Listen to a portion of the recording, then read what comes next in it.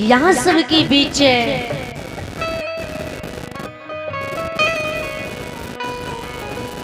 भक्ति प्रेमी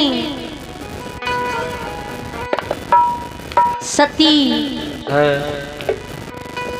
हरिया हरिनिया की भरी सुनावे छी।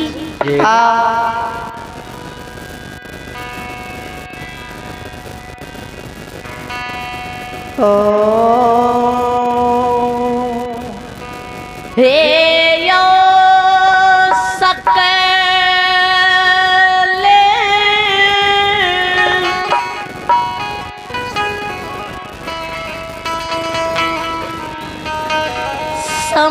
समाजी बाबायो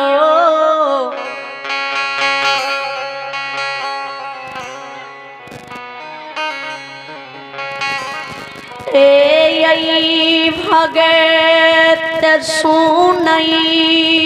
बाली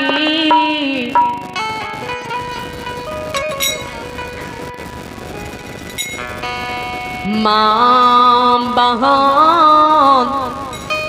बाबू भैया सब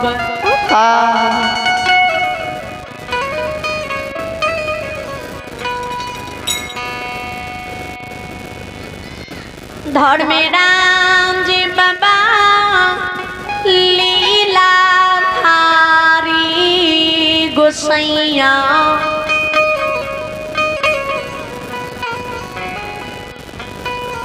पल में परले मचाबई बला दिने दुगुना राति चगुना करई बला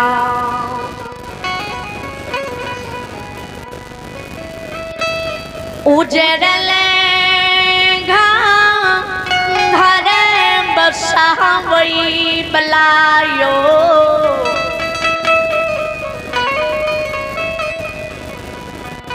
बसाल घर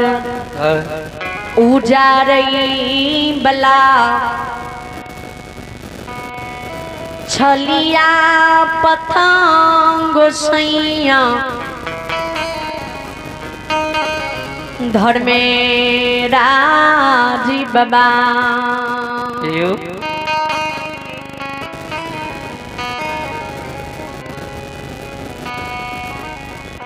हनुमान जी के संग लगेने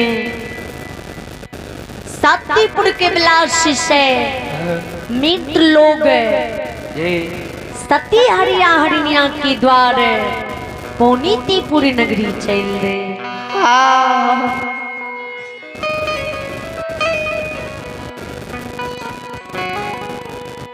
पैर में पैजनी झुंडकी लागल खराम गिरुआ रंगल वस्त्र शरीर में पहिरने बड़का बड़का जटा निर्माण कैने सिर में मुरेठा बांधने तेरा ताग जनो कंधा मिलने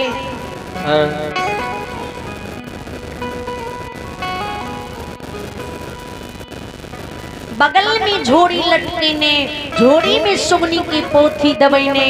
हाथ में खंती कमंडल लेने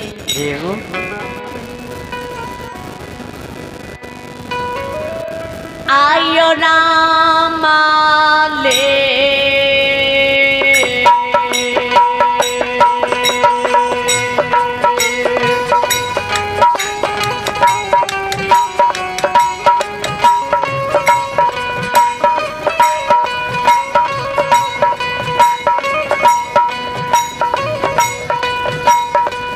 बाबा रामा ले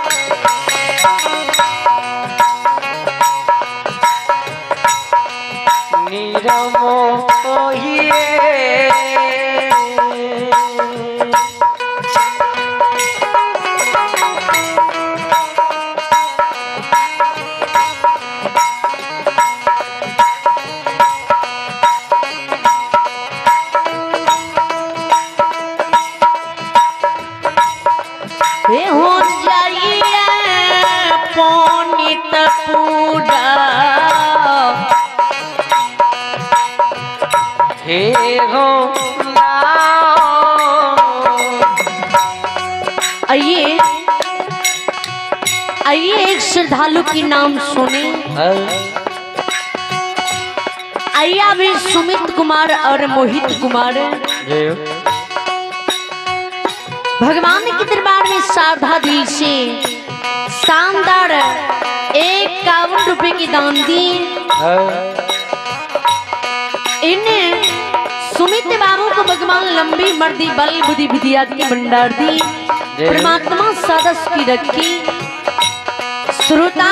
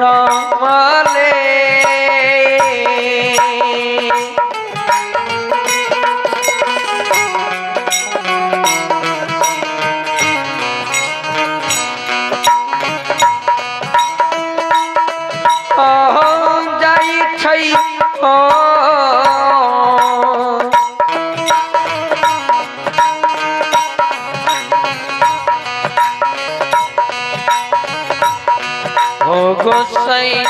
बाबा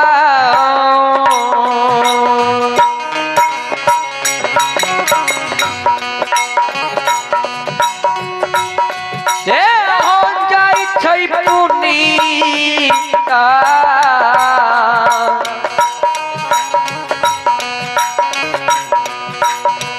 पूरा ओ ए नगा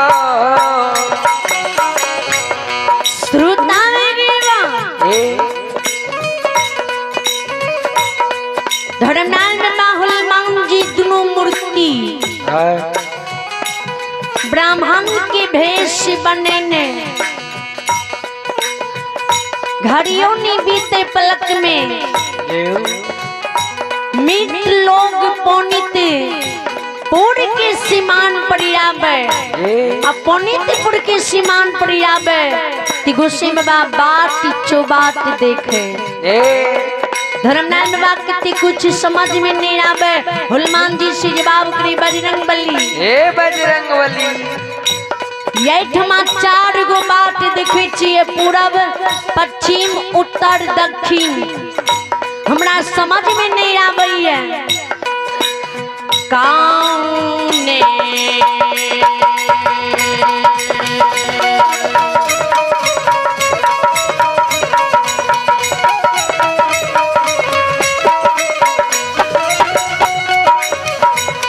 हनुमान जी कौन ये बतिया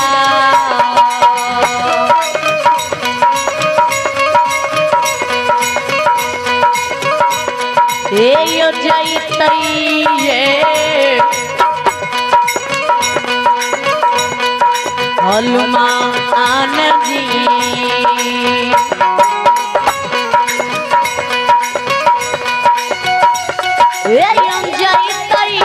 हरिया के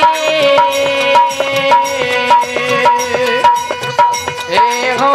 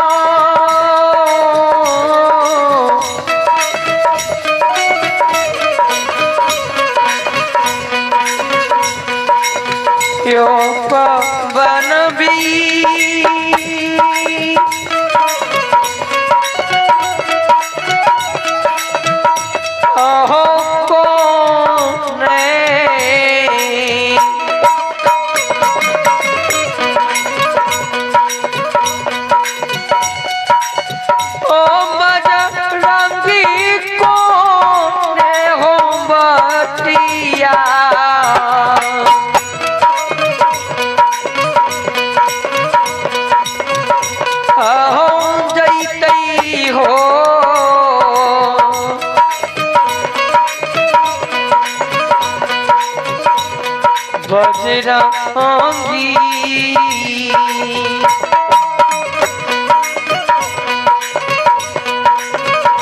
ए हो जैतै हरिया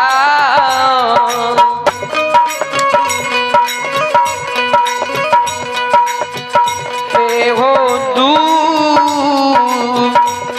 ए दुआरे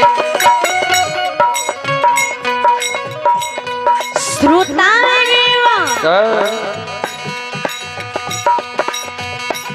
धर्मलाल बाबा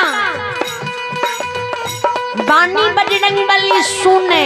ध्यान देवे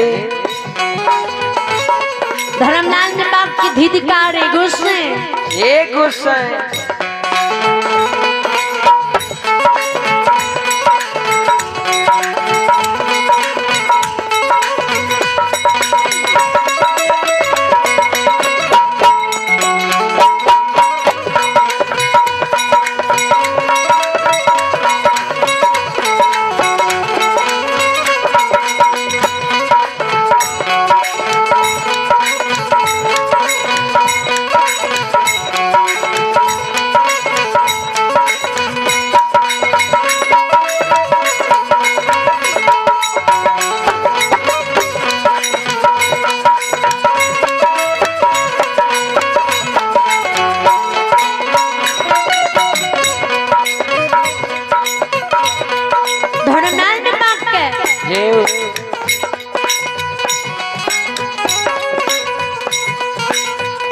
हनुमान जी धिदकारे गुस्से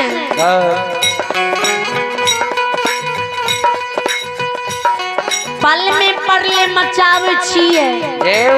सब नाच यहाँ खुदे नचावे छिए और यहाँ हमरा से युक्ति पूछे छिए धर्मनाय में बात की हनुमान जी यह कलु काल में लीला रचे के लिए न जा रही है और सब कुछ जे माया सके नहीं जेबे तो लीला करने से कुछ फायदा है नहीं। हनुमान जी सीनीते नजर खिड़ा के देखियो बात बटोही के बार भैंसबार राही मुसाफिर अगर कियो जी मिल जेते तो ओकरे से पुनितपुर की रास्ता पूछ लेबे धर्मनाय में बानी बजरंग बली सुने 14 नजर खिड़ा दे और वे पुनितपुर के सीमांत पर धर्मनाय में बा गाय के गेबार के देखे धर्मनाय में बा से हनुमान जी जवाब करे गुस्से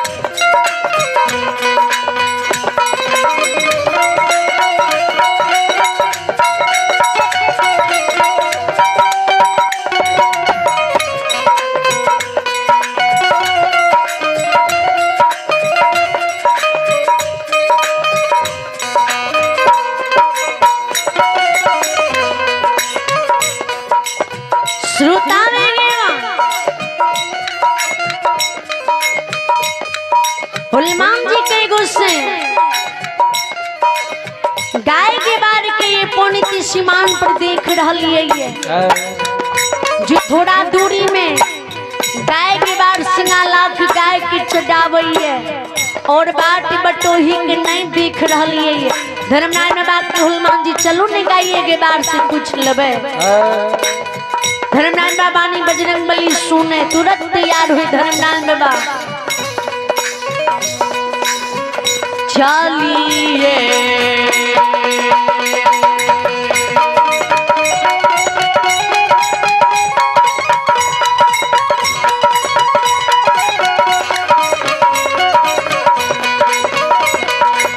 ओ नीरम मोहिया चलिए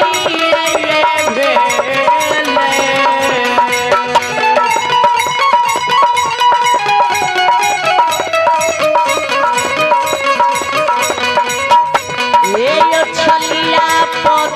हुसैन बाबा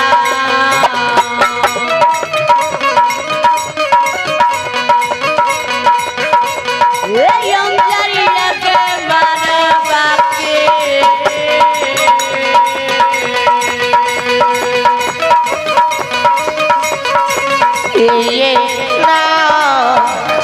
ये ना जदी बाबा हो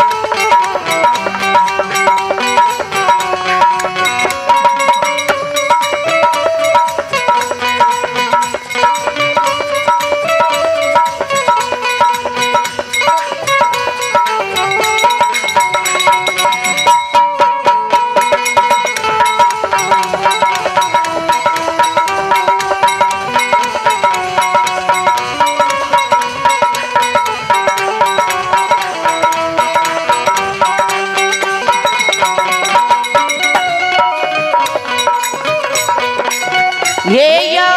बाबा चली ये यो देला कई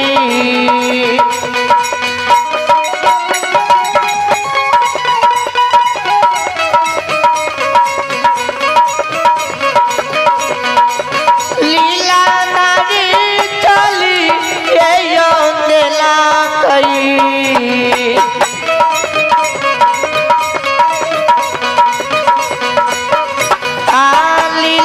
हरी गोसाई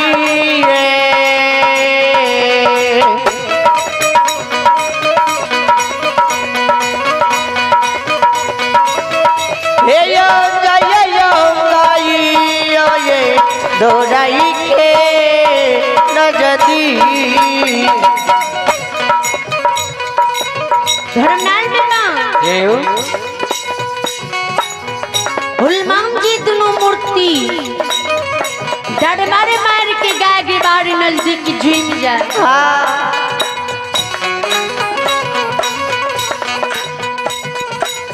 आइए एक श्रद्धालु के नाम सुनी। आइए अभी रूपेश और विवेक घर मनहरा सुखासन जिन्होंने सारधा ऋषि शारदा 51 रुपए की दान दिए। इन्हें श्रद्धालु को भगवान लंबी उम्र दी, बल बुद्धि दिया की भंडार दी, परमात्मा सरस की रखी। जय हो दानी दाता की जय हो। धर्मनाल में बाहुल मांग जी घड़ियों ने बीते पलक में गाय की बार लग जाए। गाय की बार लग में खड़ा हुई मुख से बोले गाय की बार से धर्मनाल बाबा जवाब करे सोनिया